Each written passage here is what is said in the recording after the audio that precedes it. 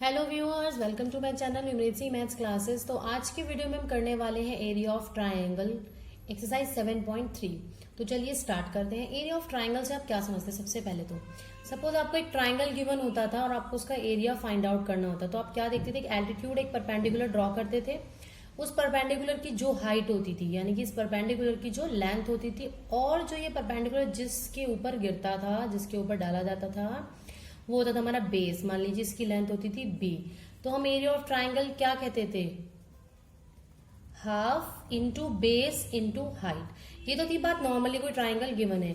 अगर ट्राइंगल आ जाता है आपका कहाँ पे? सपोज इस तरह से ट्राइंगल गिवन है आपको, एक किसमें ग्राफ में गिवन है, कोऑर्डिनेट सिस्टम में गिवन है, जिसके कोऑर्डिनेट्स भी हैं। ए अगर गिवन है x1 कॉमा y1 कोऑर्डिनेट्स हैं, ये सपोज b है जिसके कोऑर्डिनेट्स हैं x2 y2, और ये c है जिसके कोऑर्डिनेट्स हैं x3 y3। इनको ज्वाइन करेंगे हम तो ये एक ट्राइंगल बनेगा ABC।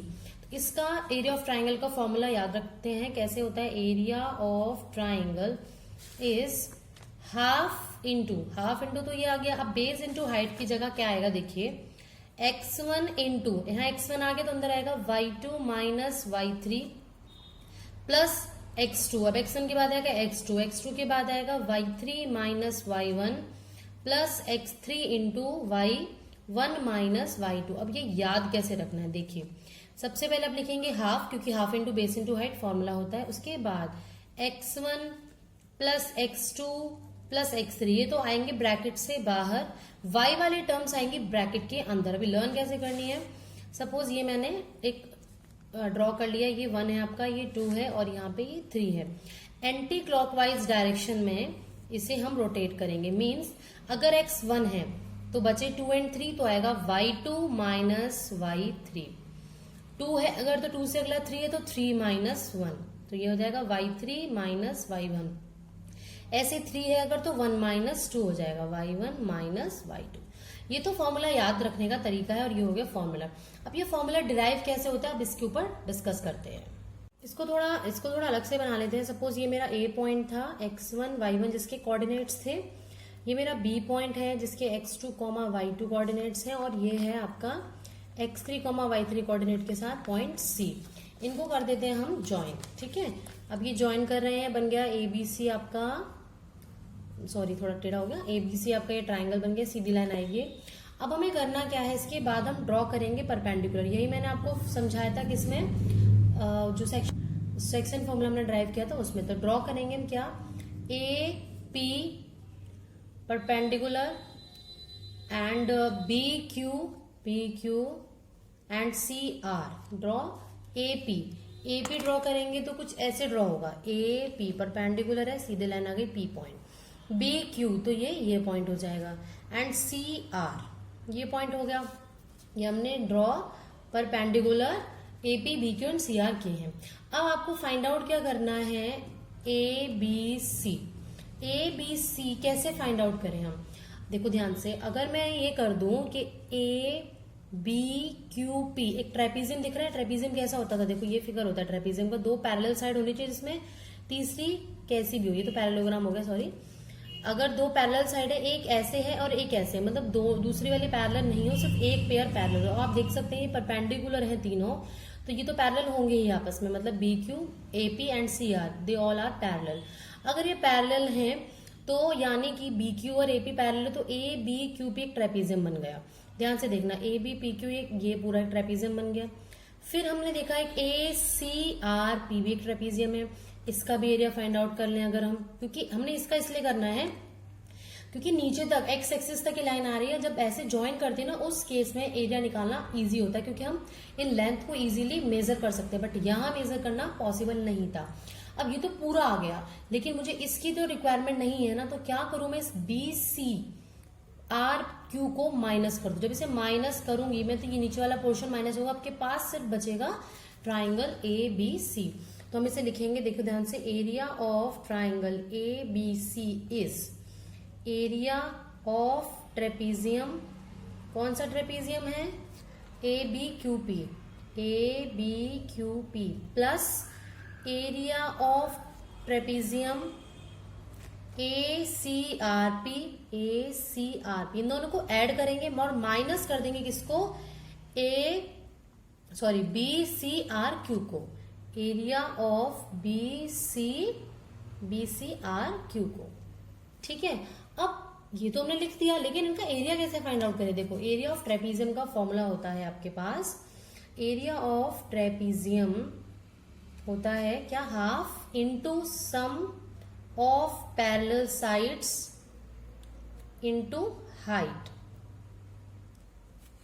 मतलब अगर ये ट्रेपीजियम था तो इन दोनों साइड्स का सम प्लस ये वाली हाइट इसमें आ जाएगी, तो हो जाएगा half into sum of parallel side. मान लो ये एक्स है, ये वाई है, इन दोनों का सम इंटू दिस हाइट, ये हाइट। ठीक है, अब क्या करना है, इन सब का एरिया में फाइंड आउट करना है। तो मैं अलग से फाइंड आउट करूंगी सभी का एरिया। तो देखिए, सबसे पहले हम फाइंड आउट करें एरिया ऑफ ट्रेपीजियम ABQP। अब ABQP में पैरेलल साइड है BQ और AP। अब आप ध्यान से देखना, BQ में B कोऑर्डिनेट क्या है, x2, y2, मीन्स ये वाली लेंथ x2 होगी और ये वाली लेंथ y2 होगी, जब भी तो B पॉइंट मिला। क्योंकि हम कोऑर्डिनेट कैसे पहचानते हैं, x को कोऑर्डिनेट मीन्स जितना हम आगे गए तो x2 हो गया, जितना हम आगे गए, और कितना हम ऊपर गए वो होता है y coordinate, means this BQ length is y2। ऐसे ही ये AP लेंथ क्या है, AP। अब A का कोऑर्डिनेट x1, y1, यानी कि यहां से लेके यहां तक ये पूरी लेंथ x1 है, ये जो छोटी सी लेंथ है ये x2 है, और ये पूरी लेंथ यहां तक है आपकी x3। ठीक है, अब ये हो गया y1 और ये हो गया y2 और ये y1। तो half into sum of parallel side करना है, तो हाफ इंटू पैरेलल साइड हो जाएंगी y1 plus y2 into height. अब हाइट क्या होगी, ये था ना, ये परपेंडिकुलर हाइट हुई ट्रेपीजियम, ये हाइट यानी कि QP हुई हाइट। अब QP को कैसे निकालेंगे, देखो ये क्या था x1 और ये क्या था x2, मतलब पूरे x1 में से अगर मैं आगे वाला x2 माइनस कर देती हूं तो मुझे मिल जाएगा हाइट। ये आ गया एरिया ऑफ ABQP। अब हम निकाल रहे हैं एरिया ऑफ ACRP। ACRP में अब आप खुद सोचेंगे मेरे लिखने से पहले, अब इसमें पैरेलल साइड कौन सी होंगी, this y1 and this y3। तो half into y1 plus y3, और हाइट क्या होगी, ये फिगर है, ध्यान से देखेंगे तो ये है ट्रेपीजियम, यानी कि ये वाली हाइट हो गई। अब ये हाइट है मींस PR हाइट है। PR कैसे निकलेगा, और मैं इस पूरी लेंथ में से आगे वाली माइनस कर दूं, O से लेके P तक की लेंथ, वो कैसे होगी, पूरी x3 और ये कितनी है x1, यानी कि x3 माइनस x1 हो जाएगा। अब जो लाइन ये है BCQR में हम लिख लेंगे सबसे पहले एरिया ऑफ ट्रेपीजियम BCRQ। इसमें पैरेलल साइड कौन सी है, BQ और CR है। अब BQ की लेंथ अभी बताई थी y2 है और CR की लेंथ y3 है, तो ये हो जाएगा y2 plus y3 into height कितनी होगी इस बार, ये पूरी QR। अब QR कैसे निकलेगा, अगर मैं OR में से Q से आगे वाला मीन्स OQ माइनस कर दूं, OR कितना था x3 माइनस आगे वाला था x2, ये तीनों के एरिया आ गए। इन तीनों के एरियाज को आप एरिया ऑफ ट्रेपीजियम में कर देंगे सब्स्टिट्यूट। तो देयरफॉर हम लिखेंगे एरिया ऑफ ट्रेपीजियम क्या हो गया हमारा, half into y1 plus y2 into x1 minus x2 plus half into y1 plus y3 into x3 minus x1 and the last is half into y2 plus y3 into x3 minus x2।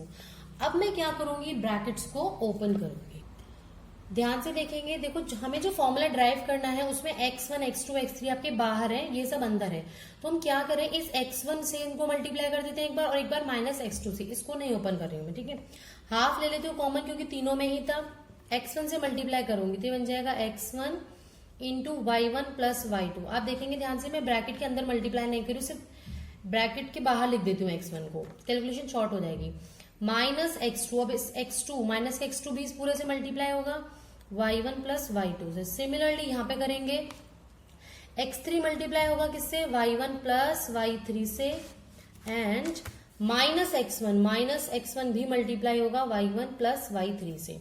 Similarly plus x3 है, sorry ये minus करना था ना, minus करना था, यहाँ minus का sign आएगा, माइनस है तो माइनस का x3, क्योंकि माइनस प्लस माइनस हो जाएगा, माइनस का x3 मल्टीप्लाई होगा y2 प्लस y3 से, माइनस माइनस हो गया, प्लस का x2 मल्टीप्लाई होगा आपका y2 प्लस y3 से।